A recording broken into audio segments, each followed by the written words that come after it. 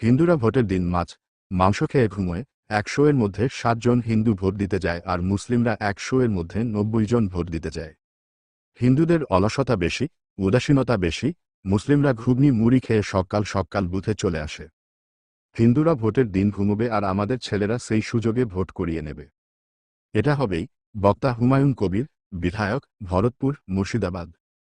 আপনি আগে বলেছিলেন মুর্শিদাবাদে আমরা ৭০%, ওরা ৩০%, বেশি বাড়াবাড়ি করলে কেটে নদীতে ভাসিয়ে দেব। সম্প্রতি বলেছেন আগে আমি মুসলিম, পরে কোনো দলের নেতা, খুব রাগ হয়েছিল আপনার উপর। কিন্তু বিশ্বাস করুন হুমায়ুন কবির, এই প্রথম আপনার কথা শুনে ভালো লাগলো। বিশ্বাস করুন হুমায়ুন সাহেব, আজকে আপনি যা বললেন ঠিক এই কথা বলে বলে হাঁপিয়ে পড়েছি বাংলার গোটা সনাতনী সমাজের কাছে। আজ আপনার মুখ থেকে এই অতি বাস্তব কথা শুনে জানি না বাংলার হিন্দু সমাজ কি ভাববে। কিন্তু অতি বাস্তব একটি রাজনৈতিক সত্য আজ সামনে এলো। হ্যাঁ, এটাই বাস্তব। আস্তে আস্তে এই বাংলার রাজনৈতিক ক্ষমতা ফিরহাদ, হুমায়ুন, নৌশাদ, সেলিম, শাহজাহানদের হাতে এমনি এমনি চলে যাচ্ছে না। এর একমাত্র কারণ হিন্দু সমাজের উদাসীনতা। হিন্দু সমাজের একটি বিরাট অংশ কেবল নিজের চিন্তা করতেই ব্যস্ত। চরম উদাসীন এই অংশ কেবল নিজের স্বার্থসিদ্ধি চরিতার্থ করতেই ব্যস্ত। দেশ, ধর্ম, জাতি ইত্যাদি নিয়ে তাদের কোনো চিন্তা নেই, তারা কেবল নিজেদের নিয়েই ব্যস্ত।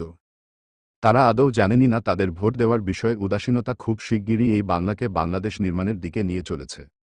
হিন্দু সংখ্যাগুরু হওয়া সত্ত্বেও কেবলমাত্র নিজেদের ধর্ম এবং জাতির প্রতি চরম উদাসীনতা এই বাঙালি হিন্দু সমাজকে আস্তে আস্তে বাংলার রাজনৈতিক তথা প্রশাসনিক ক্ষমতা থেকে ক্রমেই দূরে সরিয়ে দিচ্ছে। মনে রাখবেন ১৯৪৬ সালের আগস্টে মুসলিম লীগের দ্বারা হিন্দু গণহত্যা গ্রেট ক্যালকাটা কিলিংসের সময়ও কলকাতাতে হিন্দুরাই সংখ্যাগরিষ্ঠ ছিল। কিন্তু বাংলার ক্ষমতা ছিল সুরাবর্দী খানের হাতে। সেই পরিস্থিতি আবার আসতে চলেছে। বাংলার হিন্দু সমাজের উদাসীনতা আবার সেই একই পরিস্থিতি নির্মাণ করেছেন।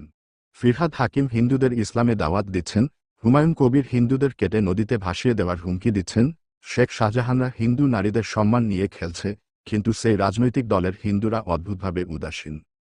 আর সেই সঙ্গে ঘোর বিপদ শিক্ষিত, আর্থিকভাবে প্রতিষ্ঠা মধ্যবিত্ত এবং ধনী হিন্দু শ্রেণীর ভোট বিমুক্তা।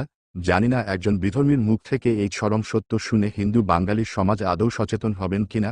যদি না হন তাহলে আগামীতে বাংলাদেশ, পাকিস্তান বা আফগানিস্তানের মতো কোনো দেশের নাগরিক হিসেবে নিজেকে দেখার জন্য প্রস্তুত থাকুন।